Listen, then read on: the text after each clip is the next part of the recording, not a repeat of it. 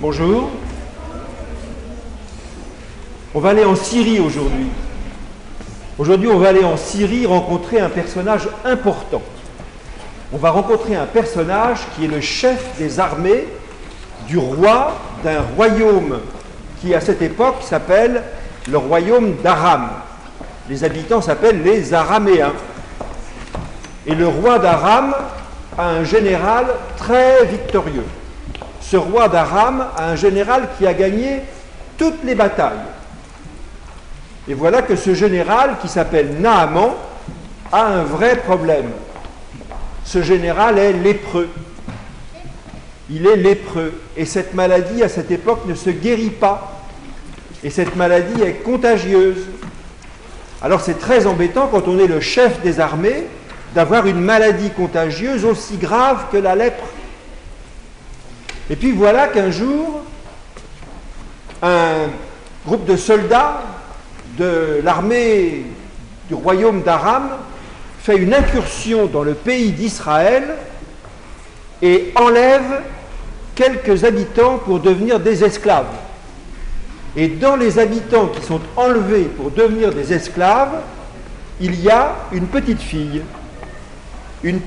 d'Israël qui est saisie par les soldats d'Aram pour devenir esclave chez les Araméens.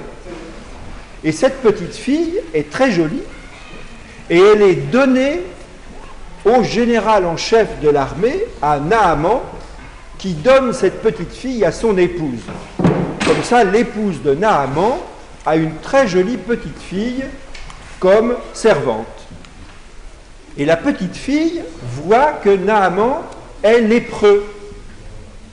Et elle dit une chose, elle a un peu pitié de Naaman, tout puissant qu'il est, d'être malade comme ça.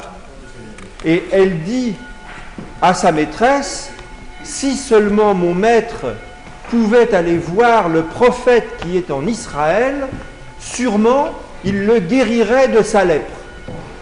Alors quand on a un espoir comme ça, d'être guéri d'une maladie qu'on ne sait pas guérir, parce que quelqu'un aurait le pouvoir de le guérir, évidemment on n'hésite pas.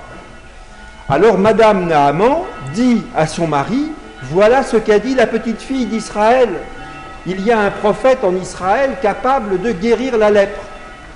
Alors Naaman va voir le roi d'Aram, parce que Israël c'est l'ennemi.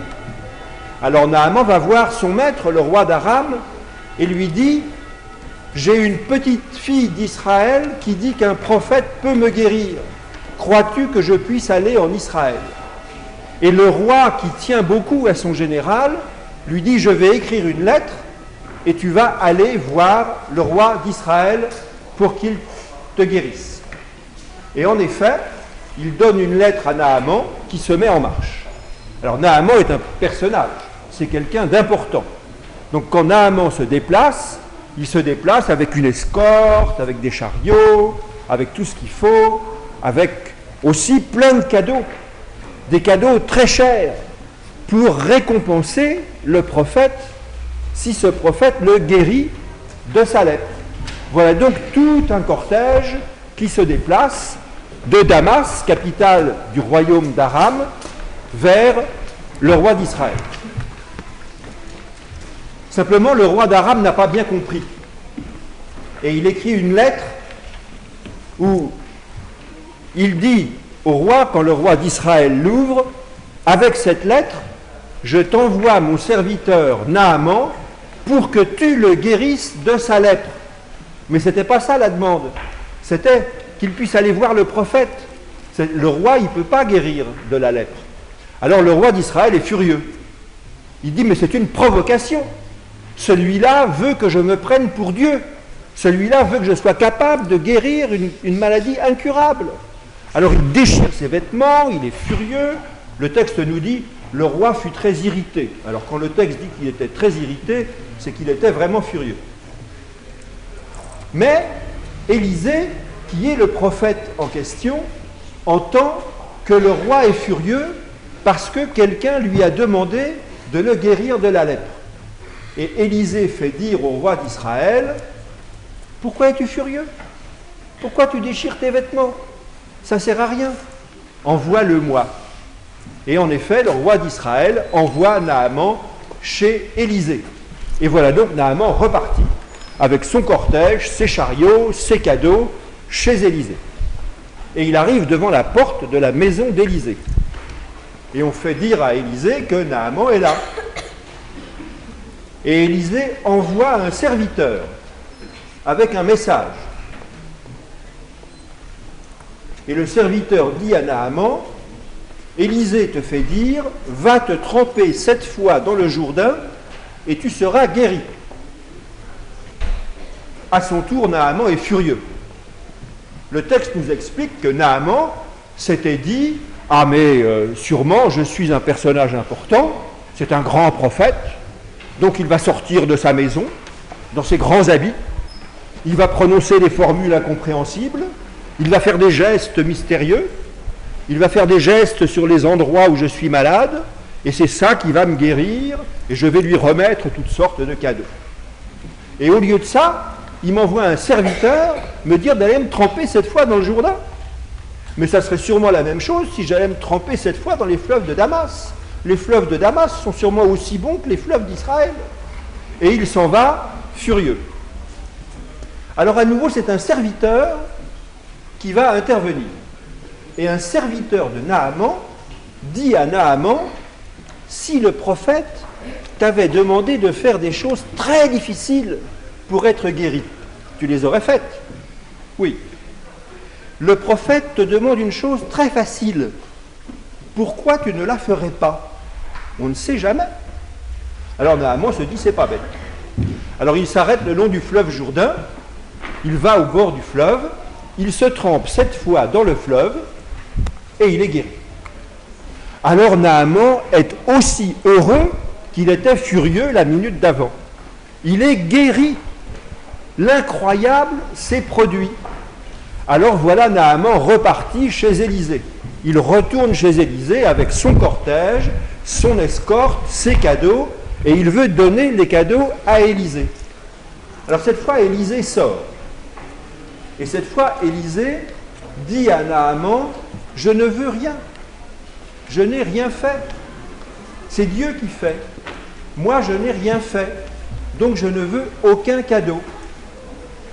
Alors Naaman lui dit, dans ce cas, permets que j'emporte 2 sacs de la terre d'Israël, parce que je ne ferai plus jamais aucun sacrifice à d'autres dieux que Yahvé sur du sol qui soit le sol d'Israël. Et bien sûr, Élisée accepte. On fait charger 2 grands sacs de terre d'Israël, et voilà Naaman qui repart avec son cortège, son escorte, ses chariots et les cadeaux dessus. Mais un serviteur d'Élisée se dit, c'est trop bête. Naaman, il avait des sacs d'or, il avait des sacs d'argent, et on voit tout ça nous passer sous le nez et repartir comme c'était venu. C'est insupportable. Alors le serviteur en question, qui a vu tout cet or et tout cet argent, court après Naaman, en se disant, je vais bien en récupérer un peu pour moi. Et en effet, quand Naaman voit un serviteur courir derrière lui, il s'arrête et dit au serviteur, mais qu'est-ce qui se passe? Est-ce que tout va bien? Et le serviteur lui dit, oui, tout va très bien. Tout va très bien. Simplement, le serviteur commence à faire un mensonge. Il dit à Naaman, il y a 2 prophètes de province qui viennent d'arriver et mon maître Élisée demande si tu peux faire un cadeau pour eux. Ah, mais bien sûr, dit Naaman, voilà 2 grands sacs d'argent. Et le serviteur va les prendre pour lui-même. Alors il rentre discrètement chez son maître Élisée, il met ses sacs d'argent de côté et il revient devant Élisée. Et Élisée lui dit, d'où viens-tu? Et l'autre répond, mais je ne viens de nulle part.